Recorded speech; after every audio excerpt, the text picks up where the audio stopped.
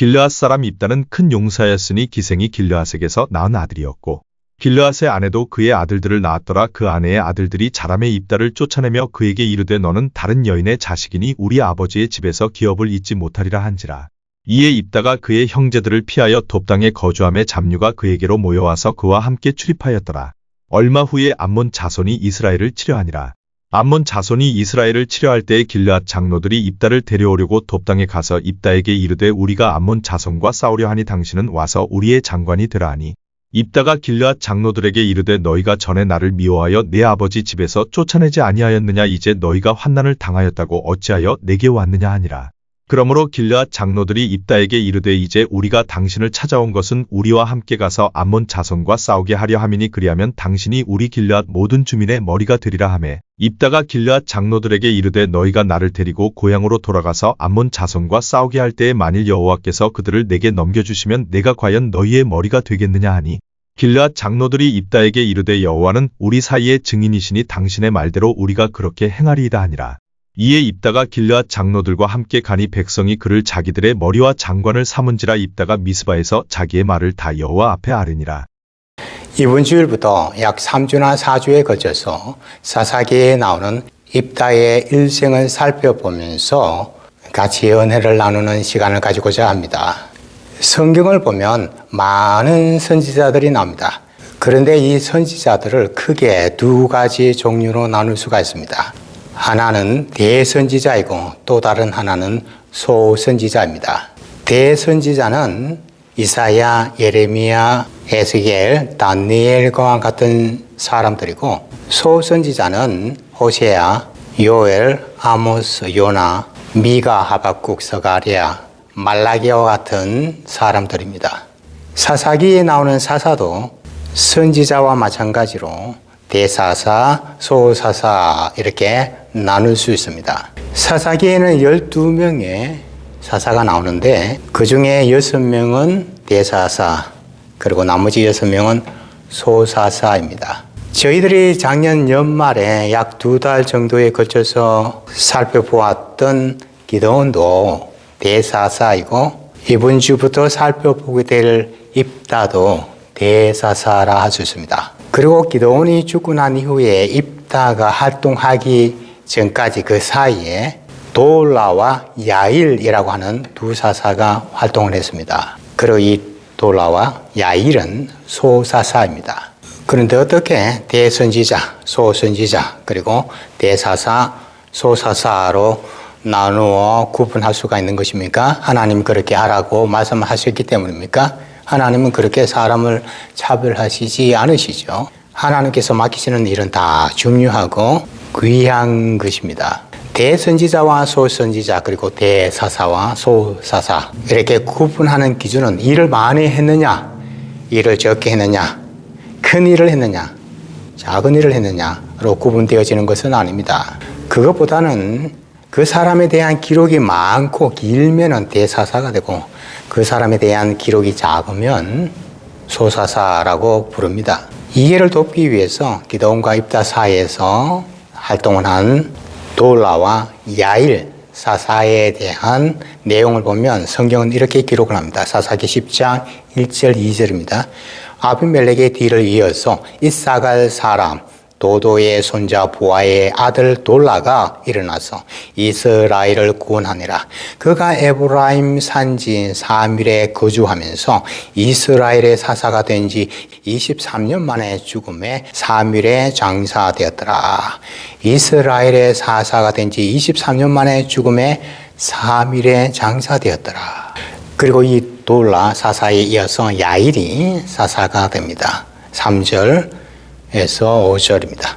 그 후에 길르앗 사람 야일이 일어나서 22년 동안 이스라엘의 사사가 되니라. 그리고 5절을 보시면 야일이 죽음에 가몬에 장사되었더라. 이렇게 세 구절로 기록되어 있으면 우리는 소사사라고 부릅니다. 자, 그리고는 입다 사사에 대한 내용이 나옵니다. 그리고 이 입다에 대해서는 내용이 많으니까 우리는 대사사라고 부르는 것입니다. 그리고 입다가 죽고 난 이후에 입산이 사사가 됩니다. 사사기 12장 8절 9절입니다.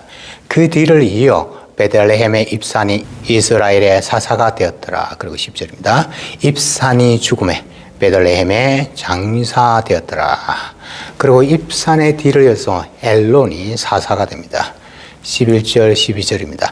그 뒤를 이어 스불론 사람 엘론이 이스라엘의 사사가 되어 10년 동안 이스라엘을 다스렸더라. 스불론 사람 엘론이 죽음에 스불론 땅 아얄론의 장사되었더라. 이렇게 두세 구절로 설명이 되어 있으면 우리는 소사사라고 부릅니다. 그러니까 대사사인 입다가 활동을 한 전후를 보면 소사사가 활동한 것을 우리는 알 수 있습니다. 이것을 의미하고 있는 것이 무엇인가 하면 대사사인 기드온과 입다나 그리고 우리가 이름을 들어도 잘 알지 못하는 소사사들이나 하나님께서는 구별하지 않으시고 그때그때 사용하신다라는 의미가 있습니다. 사사기에 나오는 사사들을 보면 특별한 환경 속에서 태어나 성장한 사람도 있지만 그들 중에서도 입다는 더욱 특별한 환경 속에서 태어났고 성장했던 사람이다라고 할 수 있습니다. 입다만큼 상처가 있고 아픔이 있는 그리고 반전이 있는 인생을 살아간 사사는 성경에서 찾아보기 드뭅니다. 그래서 오늘부터 약 3, 4주간 동안 저와 여러분이 본문의 내용을 살펴보면서 입다가 살아온 그 일생을 생각해보는 시간을 가지고자 합니다. 그래서 바라옵기는 하나님의 축복하심으로써 역전의 은혜를 경험한 입다처럼 저와 여러분도 지금 처한 어려운 환경을 극복하고 승리하는 인생을 살아갈 수가 있게 되시길 주님의 이름으로 축복합니다. 자, 입다는 어떤 사람입니까? 첫째로 기생의 아들로 태어났습니다. 본문 1절입니다. 길앗 사람 입다는 큰 용사였으니 기생이 길앗에게서 낳은 아들이었고 기생이 길앗에서 낳은 아들이었고 한글 성경에서는 기생이라고 번역되어 있지만 원래 의미는 매춘부, 창녀를 가리키고 있습니다. 그러니까 입다는 그 당시에 사회적으로 천대를 받았던 매춘부, 창녀의 아들이었습니다. 물론 입다가 어릴 때는 잘 모르고 이렇게 함께 성장을 했겠지만 점점 성장하면서 본부인의 아들들로부터 냉대를 받고 천대를 받는 경험을 하면서 살게 되었을 것입니다. 그러다가 마침내 본부인의 아들들이 이 입다를 내어쫓습니다. 본문 2절입니다. 길앗의 아내도 그의 아들들을 낳았더라. 그 아내의 아들들이 자라매 입다를 쫓아내며 그에게 이르되 너는 다른 여인의 자식이니 우리 아버지의 집에서 기업을 잊지 못하리라 한지라. 그 아내의 아들들이 자라매 입다를 쫓아내며 본부인의 자식들이 입다를 쫓아내었습니다. 왜요? 그 뒤에 이유가 나오죠. 너는 다른 여인의 자식이니 우리 아버지의 집에서 기업을 잊지 못하리라 한지라. 기업을 잊지 못하리라 이렇게 말은 했지만 사실상 그 본심을 보면 돈 때문입니다. 자기들에게 돌아올 유산의 양이 적어질까 봐 입다를 집에서 가정에서 내어 쫓아버린 것입니다. 근데 그때 그 마을의 장로들도 합세를 해서 이 입다를 마을에서 내어 쫓았던 것입니다. 나중에 암몬 자손이 이스라엘을 침략해서 위기에 처하게 되었을 때 장로들이 입다를 찾아와서 도움을 구합니다. 그때 입다가 장로들에게 이렇게 말을 하는 장면이 나옵니다. 자, 본문 7절입니다. 입다가 길앗 장로들에게 이르되 너희가 전에 나를 미워하여 내 아버지 집에서 쫓아내지 아니하였느냐. 이제 너희가 환난을 당하였다고 어찌하여 내게 왔느냐 하니라. 너희가 전에 나를 미워하여 내 아버지의 집에서 쫓아내지 아니하였느냐. 자, 이것을 보면 장로들도 입다를 집에서뿐만 아니라 마을에서 내어 쫓았던 것을 우리는 알 수 있습니다. 이렇게 입다는 가정과 마을에서 미움을 받고 쫓겨나 돕이라고 하는 땅에 가서 타향살이를 하게 됩니다. 그 당시 돕이라고 하는 땅은 이스라엘 사람이 사는 땅이 아니라 이방인이 사는 땅이었습니다. 입다는 이스라엘 사람이었지만 이스라엘 사람들이 사는 땅에 살지 못하고 이방 사람들이 사는 지방에 가서 살아야 했습니다. 그런데 히브리어인 독이라고 하는 단어가 주는 의미는 좋다, 굿이라고 하는 의미가 있습니다. 인간적으로 볼 때 버려진 땅이었지만 하나님은 입다를 돕이라고 하는 좋은 훈련 장소로 사용하셨던 것입니다. 이렇게 돕 땅에서 외롭고 서러운 인생을 살아가고 있는데 이 입다 주변에 잡류들이 몰려오기 시작합니다. 본문 3절입니다. 이에 입다가 그의 형제들을 피하여 돕 땅에 거주하며 잡류가 그에게로 모여와서 그와 함께 출입하였더라. 잡류가 그에게로 모여와서 그와 함께 출입하였더라. 자, 여기에 잡류라고 하는 원래 의미는 텅 빈 자라고 하는 뜻이 있습니다. 그러니까 인생의 목적이나 방향이 없이 그저 하루하루를 무의미하게 살아가고 있는 사람들이라 할 수 있습니다. 뭐 요즘 말로 하면 백수 건달들이 돕 땅에 살고 있던 입다 주변에 몰려들었던 것입니다. 이렇게 입다는 불우한 환경 속에서 태어났고 성장하다가 마침내 배에 다른 형제들과 마을 지도자들로부터 미움을 받고 쫓겨나 이방인의 땅에 살아야 했던 사람이었습니다. 사실 우리의 인생을 보면 누구나 다 자기가 원치 않는 꼬리표가 달려 있습니다. 가난한 집의 자식이다 라고 하는 꼬리표도 있고, 실패한 사업가의 집이다, 또 배운 것이 하나도 없는 일자 무식꾼이다 라고 하는 이런저런 꼬리표가 달려있는 인생을 저마다 살아가고 있습니다. 하지만 이러한 꼬리표가 남들은 경험하지 못했던 은혜가 되게 하시는 하나님이심을 우리는 입다를 통해서 볼 수 있게 됩니다. 그리고 이 입다를 통하여 우리는 그 불우한 환경이 불행으로까지 연결되어지는 것이 아니라 하나님의 영광이 나타나는 축복이 되는 것을 우리는 보게 됩니다. 그래서 이러한 입다를 보면서 소망을 가지고 우리는 신앙생활을 할 수 있는 은혜를 받습니다. 자, 입다는 어떤 사람입니까? 둘째로 큰 용사였습니다. 본문 1절입니다. 길앗 사람 입다는 큰 용사였으니 기생이 길앗에게서 낳은 아들이었고, 길앗 사람 입다는 큰 용사였으니, 자, 입다 이전에도 큰 용사라고 불렸던 사람이 사사가 있었죠. 누구입니까? 기드온입니다. 자, 사사기 6장 12절입니다. 여호와의 사자가 기드온에게 나타나 이르되 큰 용사여 여호와께서 너와 함께 계시도다 하매, 큰 용사여 여호와께서 너와 함께 계시도다. 자, 큰 용사는 누구입니까? 그 뒤에 설명하고 있죠. 여호와께서 너와 함께 계시도다. 그러니까 성경에서 말씀하고 있는 큰 용사는 자신의 강함이나 자신의 능력이 있는 사람을 의미하는 것이 아니라 하나님이 함께 하시는 사람을 의미하고 있습니다.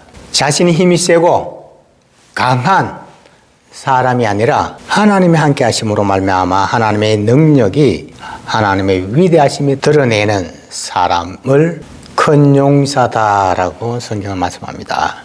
하나님께서 입다와 함께 하심으로 말미암아 입다는 이스라엘 민족을 구원한 위대한 지도자가 됩니다. 자, 본문 5절입니다.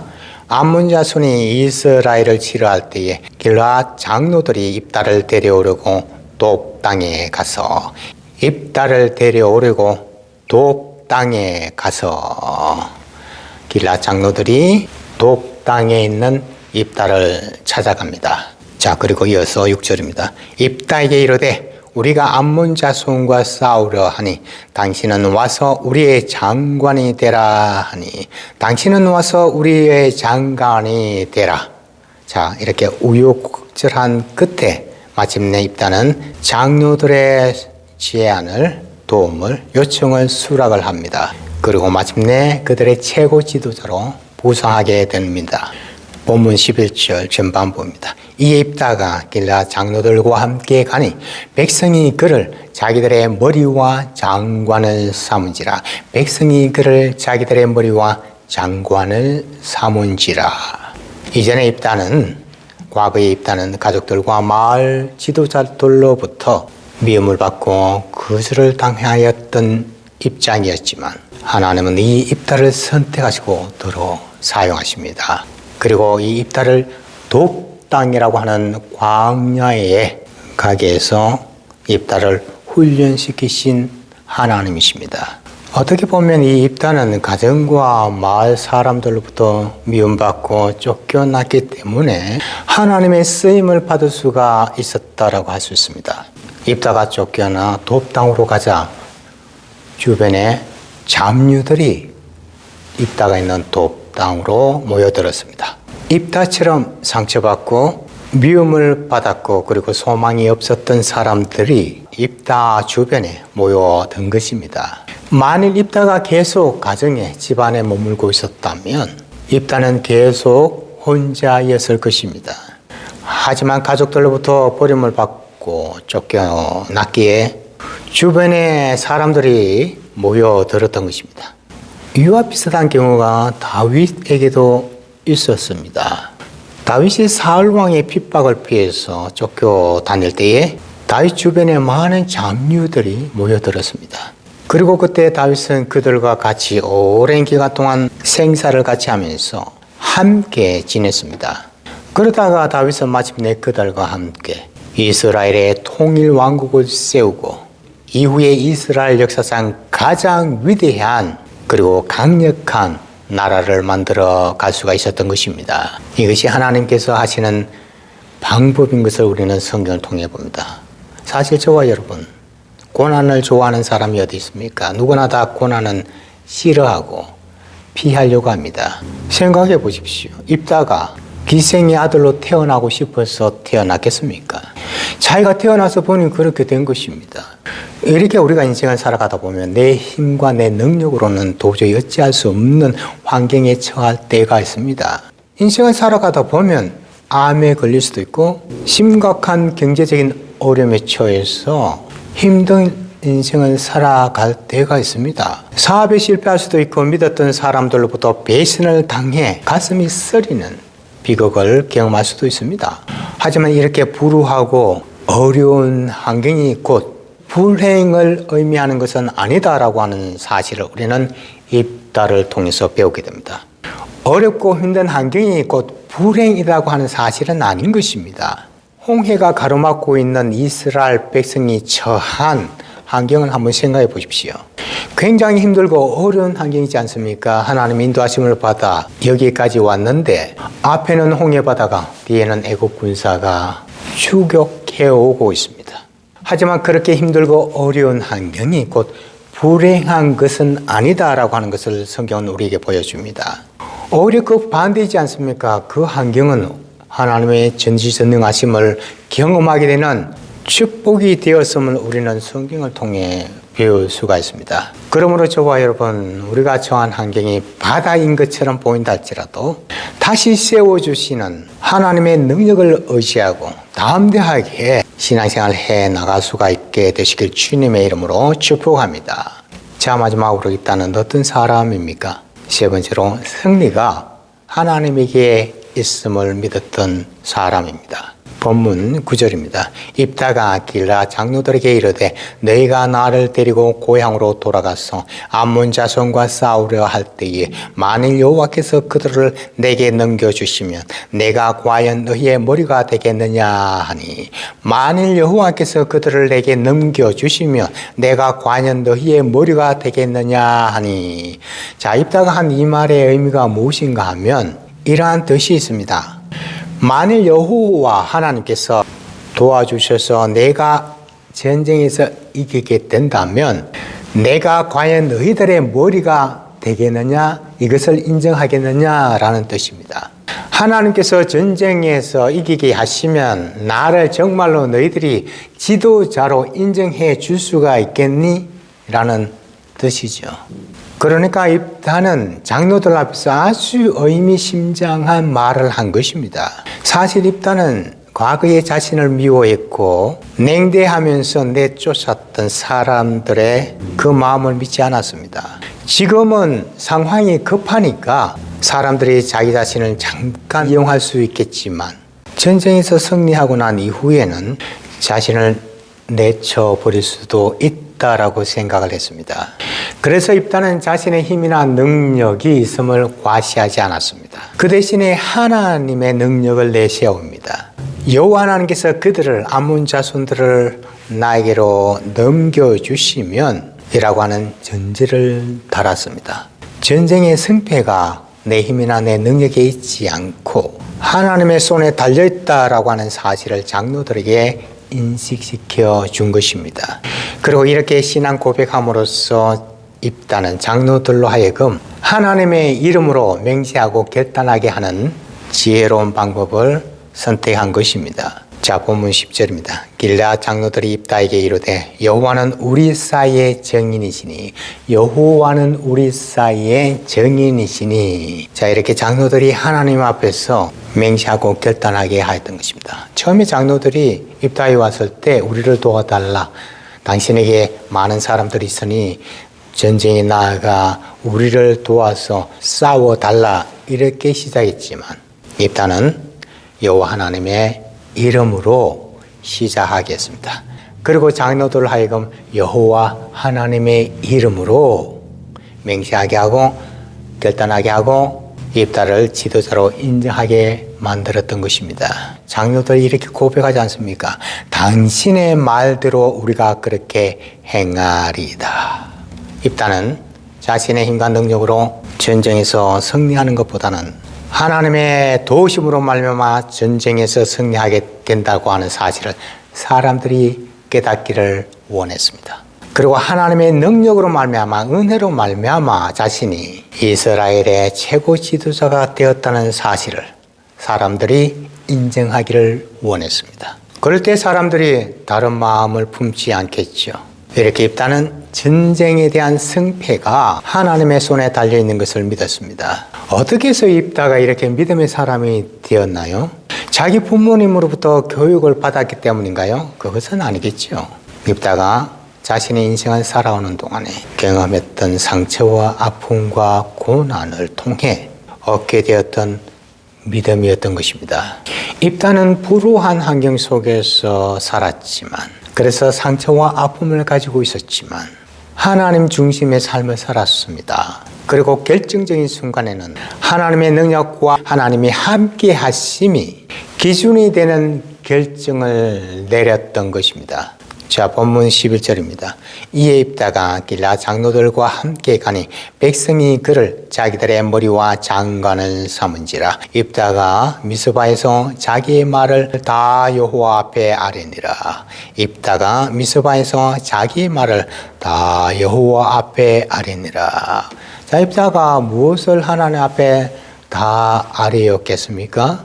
좀 전에 장로들 앞에서 말했던 그 내용을 하나님 앞에 아뢰었을 것입니다. 하나님, 암몬 자손들을 나에게 넘겨주시옵소서. 그래서 이스라엘 사람들로부터 내가 참된 지도자로 인정을 받을 수 있게 은혜를 베풀어 주시옵소서. 이렇게 기도했을 것입니다. 그리고 그 기도는 응답이 됩니다. 그래서 이스라엘 모든 사람들이 입다가 하나님의 능력으로 말미암아 승리하게 된 것을 인정하게 된 것입니다. 입다는 하나님의 이름으로 나아갔고 사람들은 하나님이 함께 하시는 입다를 지도자로 인정하였던 것입니다. 입다는 전쟁에서의 승리는 칼과 무기에 있지 아니하고 하나님의 손에 달려 있음을 믿었습니다.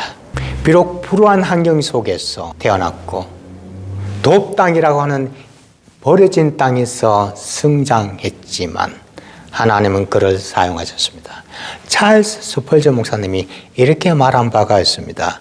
하나님은 때때로 우리를 어두운 골짜기로 인도하신다.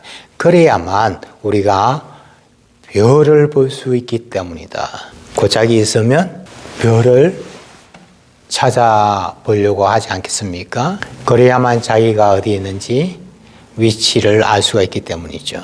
입다는 돕당이라고 하는 삭막한 광야에서 그리고 가장 어두운 밤에 하나님이 함께 하신다고 하는 가장 밝은 별을 보며 살았던 것입니다.